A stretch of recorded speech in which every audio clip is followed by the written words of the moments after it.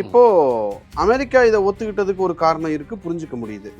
Iran இதை ஏன் sir ஒத்துக்கணும்? ஏன் ஈரானுக்கு என்ன, அவனுக்கு ஒன்றும் சோறே இல்லை, இன்ஃப்ளேஷன் 275 இருக்குது, அவனுக்கு எல்லாமே அரிசியிலேருந்து எல்லாமே இம்போர்ட் பண்ணி ஆகணும், அவனுக்கு கொஞ்சம் ஃப்ரீடம் ஆகணும். அப்போ அமெரிக்கா இப்போ சரண்டர் ஆகிறதுக்கு முக்கியமான காரணம் இந்த மிட் டேர்ம் எலெக்ஷன்ஸ் தானே சார்? நான் மிட் டேர்ம் எலெக்ஷன்ஸை பற்றியெல்லாம் கவலையே பட போகிறது இல்லை, I am gonna hit Iran அப்படின்றத ரொம்ப ஸ்ட்ராங்காக இருந்தார். எங்கே ஈரான் ஹிட் பண்ணார்? ட்ரம்ப் சொல்லியிருந்தார், நான் மிட் டேர்ம் எலெக்ஷன்ஸை பற்றிலாம் கவலைப்படலன்னு. அவர் கவலைப்பட வேண்டாம், ரிப்பப்ளிகன் பார்ட்டி கவலைப்படுவா. ஸோ அவனுக்கு அகேன்ஸ்டாக ஓட்டை போட்டு அவனை இம்பீச் பண்ணிட்டாங்கன்னா, ஸோ ஆல்ரெடி இருக்கிற சாங்ஷன்ஸ் எல்லாம் கட் பண்ணிடுங்க.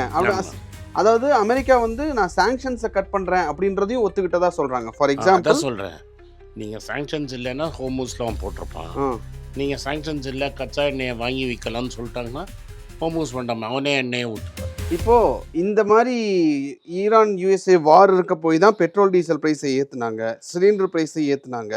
இது ரிவர்ஸ் பண்ணுறதுக்கான வாய்ப்புங்கிறது ஒரு வாட்டி ஜி ஏற்றிட்டாருன்னா எப்படி ரிவர்ஸ் பண்ணுவார் சார்? 108 ரூபா சார். அதனால் பரவாயில்ல சார், நீங்கள் 110 ரூபா போடுங்க சார். அதில் 20% எத்தனால வேற மிக்ஸ் பண்ணிட்டாங்க. ஜியோட இதயம் எங்கே இருக்குது? எங்கே சார்? ஏவன் ஏற்றுட்டு இருக்குது. ஏவன் எவ்வளோ கட்டப்பட்டிருக்காரு இந்த வாரனுக்காக?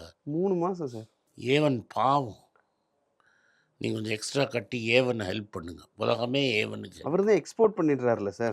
இப்போ ஏவனுக்கு கஷ்டங்கிற நீ ஏதோ சும்மா ப்ராப்ளம்ங்கிற, ஏவனை கவனிப்போம் முதல்ல. சார் லிட்டருக்கு 8 ரூபா எக்ஸ்ட்ரா கொடுத்துட்டு இருக்கோம் சார் நார்மல் பெட்ரோலுக்கு. சார் அதெல்லாம் நீ எதுக்கு கொடுக்குற? நீ பெட்ரோல் போகாத, பஸ்ஸில் போ. அப்படின்னாலும் அவங்க டீசல் வாங்கி போடுவாங்கல்ல சார், அது அவன் பார்த்துக்கிட்டோம். சரி சார். இப்போது பெட்ரோல் டீசல் நான் என்ன சொல்கிறேன், நீ ஒய்ஃபுக்கு ஃப்ரீ, உனக்கு மட்டும்தானே, நீ உனக்கு காசு, உன் ஒய்ஃபுக்கு ஃப்ரீ தானே. ஸோ நீ உனக்கு காசு இல்லைன்னா எதுக்கு போகிற? காசு இல்லைன்னா இப்போ மேடம் சொன்ன மாதிரி தான், அலுமினியம் பாத்திரம் வாங்குங்கன்னாங்கள ஒரு வாட்டி, அதுமாதிரி காசு இல்லைன்னா நீ பஸ்ஸில் போக வேண்டியதானே. நீங்கள் பேசாமல் எங்களுக்கு ஒர்க் ஃப்ரம் ஹோம் கொடுத்துருங்க சார். Okay sir. இப்போது அதாவது க்ரூட் ஆயில் ப்ரைஸ் இன்க்ரீஸ் ஆகுது அப்படின்றதுனால ரொம்ப வருஷமாக பெட்ரோல் ப்ரைஸ் ஏற்றாமல் இருந்தாங்க, இப்போ ஏற்றிட்டாங்க. இப்போ இந்த நார்மல்சி வர்றதுக்கு எவ்வளோ நாள் ஆகும்? நார்மல்சிலாம் 6 மாதம் இன்றைக்கே இறங்கிடுச்சு கச்சா எண்ணெய். சார் எங்கள் பேக்கெட்டுக்கு அந்த காசு வர வேணாம் sir. At least crude oil price குறைஞ்சு அது யாருக்காவது இந்தியன் கவர்மெண்ட்டுக்காவது பலன் நினைக்கணும் அப்படின்னா அந்த நார்மல்சி வர்றதுக்கு எவ்வளோ நாள்? 4லேருந்து 6 வாரம் ஆகும் sir. 4 to 6 weeks. 6 weeks which is ஒரு மாதத்துலேருந்து 1.5 மாதத்துக்குள்ளே ஒரு நார்மல்சி வரும். இப்போ அக்ரிமெண்ட் கையெழுத்து போட்டு அது இருந்தால், நடுவில் ட்ரம்ப் நியூக்ளியர் டீல் சைனால அதனால ப்ராப்ளம்னு சொன்னார்னா திரும்பி ப்ராப்ளம் ஸ்டார்ட் ஆகும். இப்போதைக்கு கொஞ்சம் பிரேக் எடுத்துட்டு கப்பல்லாம் ஊருக்கு போயிட்டு எண்ணெயெல்லாம் போட்டு ரெடியாக இருக்கும். அதுக்குள்ளே கியூபாவில் ஏதாவது சொல்யூஷன் கிடைக்கிறதா பார்ப்பாங்க. ஓகே, கியூபாவில் டாய் நல்லா இருந்தலைன்னா திரும்பி வருவார் இங்கே. ஓகே. இப்போது க்ரூட் ஆயிலில் இங்கே ஸ்ட்ரெயிட் ஆஃப் ஹார்மஸ் வழியாக எல்லா ஷிப்ஸையும் நாங்கள் விடுறோம் அப்படின்னு சொல்லிட்டாங்க.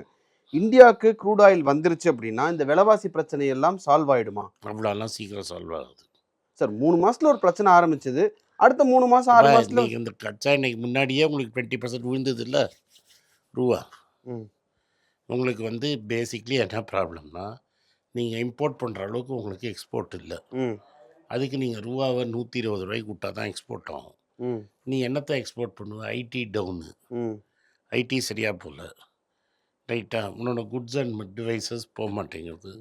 நீ எக்ஸ்போர்ட் கம்மியாக பண்ணுற, இம்போர்ட் ஜாஸ்தியாக பண்ணுறேன்னா ப்ராப்ளம் கண்டினியூ ஆகிட்டே தானே இருக்கும். உன் ஊரில் எவனும் ப்ரைவேட் இன்வெஸ்ட்மெண்ட் பண்ண மாட்டேங்கிறான்.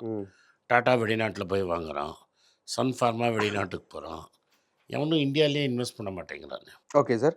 இப்போது அடுத்த 1 வருஷத்துக்கு கோல்டு வாங்காதீங்க, வெளிநாட்டுக்கு போகாதீங்கன்னு பிரதமர் சொல்லுவார். அவர் சொல்லும்போது அது முக்கியமான புரிதல் என்ன புரிஞ்சுக்கிட்டோம் அப்படின்னா, நம்மக்கிட்ட க்ரூட் ஆயில் வாங்குறதுக்கே டாலர் கிடையாது, அதனால நீங்க அங்க பண்ணாதீங்க, கோல்டு வாங்காதீங்க. இப்போ நான் மாறல.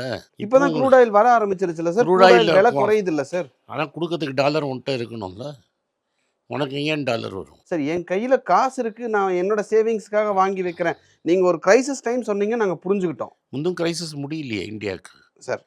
டாலர் உள்ளே வந்தால் பாஸ் நீ புரிஞ்சுக்கோ, டாலர் பற்றாக்குறை தான் மெயின் கிரைசிஸ்.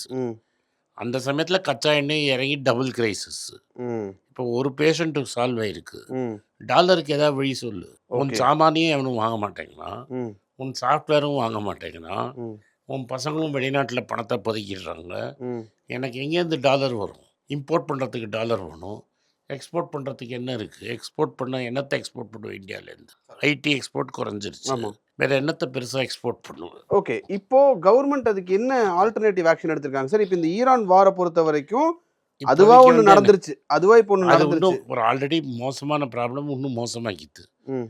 பட் அந்த ஈரான் ப்ராப்ளம் முடியறதுக்குள்ள உன்னோட மழை இங்கே ஃபெயில் ஆயிடுச்சுல்ல, எல்னினோ வந்துருச்சு. எல்னினோ வந்துருச்சு. அதுக்கப்புறம் ஃபர்டிலைசர் விலை ஏறிடுச்சு. ம். இதெல்லாம் சால்வ் பண்ணுறதுக்குள்ள உனக்கு அக்டோபர் ஆகிடும். ஓகே. ஓகே. அதுக்கப்புறம் உனக்கு இப்போ இந்த தீபாவளி 2 வருஷமாக திருப்பூரில் சேல்ஸ் இல்லைன்னு நீயே சொல்கிறீங்க, எல்லாருமே அவனும் சொல்கிறாங்க. ம். ஸோ திருப்பூரில் ஏன் வாங்க மாட்டேங்கிறான்? அதுக்கும் ஈரானுக்கும் சம்மந்தம் கிடையாது இல்லை. ம். திரும்பி டாரிஃப் போட்டு டாரிஃப் இல்லைன்னு இப்போ ரீபேமெண்ட் வருது. ம். திரும்பி டாரிஃப் போட்டு ஒரு அக்ரிமெண்ட் கையெழுத்து போட்டோன்னா எப்படி ஒத்துப்போம்? Okay sir. இப்போ இது இத்தனை மாசத்துல சரியாக வாய்ப்பு இருக்கு அப்படின்னு சொன்னா நீங்க என்ன டைம்லைன் சொல்லுவீங்க சார்? ஃபஸ்ட்டு கவர்மெண்ட் ஸ்டெப்ஸ் எடுக்கணும். 91 ப்ராப்ளம் வந்தது, 97 ப்ராப்ளம் வந்தது. ம். கவர்மெண்ட் மீனிங்ஃபுல் ஸ்டெப்ஸ் எடுத்தாங்க. இங்கே என்ன மீனிங்ஃபுல் ஸ்டெப்ஸ் எடுக்கிறீங்க நீங்க? சார் 91ல ஒரு ஆப்ஷன் இருந்தது. யாரையுமே உள்ள விடாம இருந்தாங்க. எல்பிஜி கொண்டு வந்தாங்க. Liberalisation, privatisation. இன்னைக்கு தான் எல்லாத்தையும் விட்டுட்டாங்க. இல்லையே, இன்னும் வேற என்ன பண்ண முடியும்? நீ குவாலிட்டி கண்ட்ரோல் மூலமாக கொண்டு வந்து வெளிநாட்டு பணத்தை உள்ளே கொண்டு வர மாட்டேங்கிறியே. பெரிய பெரிய கம்பெனிலாம் இந்தியா விட்டு வெளில போயிட்டான். ஏன் வெளில போனான்? Ford Yes. ஓடி போயிட்டான், ம். ஜிஎம் ஓடி போயிட்டான், ம். ஹார்லி டேவிட்சன் ஓடி போயிட்டான், ம். மிட்சுபிஷி ஓடி போயிட்டான். ம். ஏன் ஓடி போனான்? டாக்ஸ் ஸ்ட்ரக்சரா சார்? டேக்ஸ் ஸ்ட்ரக்சர் மட்டும் வந்து நீ இருக்கிற லோக்கலாக இருக்கிற 1-2 பேரையே நீ ஃபேவர் பண்ணால் எம்ஜி வந்தான். ம். நீ லோக்கல் ஆளோட கையெழுத்து போட்டால் தான் இருக்கலாம்னு ஜிஎஸ்டபிள்யூ மாட்டி கையெழுத்து போட வச்ச. ம். சிமெண்ட் இருந்தது. அந்த கம்பெனி ஃபாரின் கம்பெனி தான் அந்த அம்புஜா சஸ்காரியான்னு ஒருத்தன் தான் இந்த குஜராத் அம்புஜா ஆரம்பித்தான். நான் ஐபிஓலன்னு வச்சுருந்தேன். ஓகே. அதை வந்து ஒரு ஃபாரின் கம்பெனி வாங்கினாங்க. ம். ஃபாரின் கம்பெனியை மிரட்டி விற்க வச்சிங்க. ம். ஏப்பா அதானிக்கு தான் கொடுக்கணுன்னீங்க, அவன் அதானிக்கு நல்ல விலையை கொடுத்துட்டு போயிட்டான். அவன் திரும்பி ஏன் இந்தியாவுக்கு வருவான்? ஓகே. அப்ப அப்படி இருக்கிறப்போ ஒரு ஃபாரின் கம்பெனியே இந்தியன் கம்பெனிஸ் வாங்கிட்டாங்கன்னு நம்ம பார்க்கணுமா? இல்ல இத ஒரு நெகட்டிவான ஆஸ்பெக்ட்ல தான் ஃபாரின் பார்க்கணுமா? கம்பெனி வெளிநாட்டில் போய் வாங்கினா நீ பெருமையாக பார்க்கலாம். இந்தியன் கம்பெனி ஃபாரின்ல போய் வாங்கினா பெருமையா பார்க்கலாம் இங்கே சார். இருக்கிற கம்பெனியை நீ கவர்மெண்ட் இடியை வச்சு மிரட்டி வாங்குறதுல என்ன பெருமை இருக்குது? சும்மா கொடுத்துட மாட்டாங்களா சார்? நீ சும்மா கொடுப்பாரு, அதாவது இடியை வச்சு மிரட்டுவானா? சார், போடா. இடி வச்சு மிரட்டுறதெல்லாம் இல்ல சார். பஸ் உனக்கு ஒரு நோட்டீஸ் வருது, ம். எதுக்கு வம்பு நீ கொடுத்துட்ற, நோட்டீஸை வாபஸ் வாங்கிட்டா என்ன அர்த்தம்? ஓகே. ம். இதே மாதிரி தான் இந்த ஏர்செல் விஷயத்துலயும் இது நடந்தது. ஏர்செல் இல்லை, இந்த பாம்பே ஏர்போர்ட்டில் நடந்தது. ஜிவிக்கு ஜிவிகேக்கு நோட்டீஸ் கொடுத்தீங்க. நீங்க சொன்னீங்க எனக்கு அந்த ஏர்போர்ட் வேணும்னு குழந்தை அழுதுச்சு வாங்கி அதே கொடுத்தாரு. தான் அது மாதிரி பண்ணீங்கன்னா எந்த ஃபாரினர் இருப்பான்? ஓகே. ம். சரிங்க சார். இப்போ இப்போ ஒரு குழந்தை அழிஞ்சிச்சு, டிஸ்னிகிட்டேருந்து பிடுங்கி இன்னொரு ஏவனுக்கு கொடுத்தீங்க. ம். என்னாச்சு? அவர் இப்போ ஃபுட்பால் வேர்ல்டு வைடு ஃபுட்பால் வந்து டிஸ்னியில் இருக்குது, ம். இந்தியாவில் மட்டும் ஜீல இருக்கு. ஏன்? Okay sir. இப்போ இந்த விஷயம் அதாவது 2-3 விஷயங்கள் தப்பான விஷயங்கள் நடந்துகிட்டு இருக்கு. நமக்கு அது பாதிப்பு ஜாஸ்தியா இருந்தது புரிஞ்சுக்கிறோம். அதுல இப்போ ஒரு விஷயம் சரியா இருக்கு அப்படின்னா அதுல இருந்து அதான் உலகம் நடந்த இஷ்யூவை சால்வ் ஆகிடுச்சு. ம். உன்னோட ப்ரைமரி ப்ராப்ளமை நீ சால்வ் பண்ணல. ம். ப்ரைமரி ப்ராப்ளம் நீ சால்வ் பண்ணி உனக்கு டாலர் உள்ளே வர வரைக்கும் இந்த ப்ராப்ளம் இருந்துகிட்டே இருக்கும். சார் மறுபடியும் கேட்குறேன் சார். பெட்ரோல் விலை குறைப்பாங்களா மாட்டாங்களா அது சார்? அவரோட முடிவு.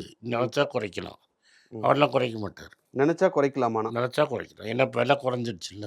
அதுதான் அதனால தான் திரும்ப திரும்ப இந்த கேள்வி இப்போ ஒரு கேட்குறேன். கணக்கு போட்டு சொல்லுவார், இல்லை இன்னும் விலை ஏறணும். நாங்கள் ஆல்ரெடி லாஸ் இருக்கு, லாஸை பேர் பண்ணோம் அந்த கணக்கெல்லாம் ஆமாம், சொல்லுவாங்க. மன்மோகன் சிங் அந்த காலத்தில் ஏதோ ஒரு கடன் வாங்கினார். அதுக்கான அதாவது 3 லட்சம் வாங்கின கடனுக்கு அந்த 3 லட்சத்தை காமிச்சு 42 லட்சம் கோடி கலெக்ட் பண்ணிட்டாரு. ம். திரும்பி அந்த 3 லட்சம் கோடியை போட்டு இப்போ திரும்பி கலெக்ஷன் பார்ப்பாரு. நீங்களும் பார்த்துன்னு இருப்பீங்க. சரி, அப்போ பெட்ரோல் கிராஸ். ம். அடுத்தது மார்க்கெட்டாவது ஏறுமா ஏறாதா சார்? ஏறாது. ஏறுற மாதிரி ஏறும், அப்புறம் போட்டுருவோம். ஓகே. நான் 25 வரைக்கும் போய் போடுவான்னு நினச்சேன். ம். 24 போகிறதுக்கு முன்னாடியே போட்டான் இன்னைக்கு. ஓகே. ஆமாம், நீங்கள் சொன்னீங்க இது நேற்று நடந்த விஷயத்துக்கு இன்னும் பெருசாக எதிர்பார்த்தீங்க அப்படின்ற மாதிரியான. 25 போய் அப்புறம் இறக்குவான் மெதுவான்னு அதான் நினச்சேன். ம். இங்கே 24 போகிறதுக்கு முன்னாடியே இறக்கிட்டாங்க. Okay sir. ஸோ இப்போதைக்கு சுகமில்லை அப்படிங்கிறது தான். டெஃபினட்டாக ஒரு பெரிய ப்ராப்ளம் சால்வ் ஆயிருக்கு இந்தியாவுக்கு. ம். ஆனால் இந்தியாவால் வெளிநாட்டால் அது கிரியேட் ஆன ப்ராப்ளம் சால்வ் ஆயிடுச்சு. ம். இந்தியாவால் கிரியேட் ஆன ப்ராப்ளம் சால்வ் ஆகுது. ஓகே. உடம்புக்குள்ள இருக்கிற நோய் அப்படியே இருக்கு. வெளியிலிருந்து கத்தியை வச்சு குத்திட்டு இருந்தவங்க நகர்ந்துட்டாங்க. நான் வந்துட்டு அப்படி புரிஞ்சுக்கலாமா அப்படி சார்? புரிஞ்சுக்கலாம். ஓகே. அப்போ நமக்குள்ள இருக்கக்கூடிய ப்ராப்ளமை சால்வ் பண்ணுறதுக்கு என்ன பண்ணணும் சார்? இப்போ ஃபண்டமெண்டல் ரிஃபார்ம்ஸ் கொண்டு வரணும். கொண்டு வரணும். ம். எக்கனாமிக்ஸ் தெரிஞ்சவங்க பவரில் இருக்கணும். Okay sir. ஸோ அந்த ஃபண்டமெண்டல் ரிஃபார்ம்ஸ் கொண்டு வந்தால் தான் நீ அடுத்தடுத்த மாற்றங்கள் வரும் அப்படின்றத. அதில் பிரதமர் இருக்கலாம், ம். மற்றவங்களுக்கெல்லாம் எக்கனாமிக்ஸ் ஸ்பெல்லிங் கூட தெரியலையே. Okay sir. ஸோ இந்த இதை ஃபண்டமெண்டல் நான் மட்டும் சொல்ல, சுப்பிரமணியன் சாமி சேர்ந்து சொல்கிறார். Okay sir. இந்த ஃபண்டமெண்டல் ரிஃபார்ம்ஸ் அடுத்தது கவர்மெண்ட் சைட்லேருந்து என்னென்ன கொண்டு வருவாங்க அப்படின்றது நம்ம பொறுத்து தான் பார்க்கணும்னு நினைக்கிறேன் சார். நன்றி சார். நன்றி, வணக்கம்.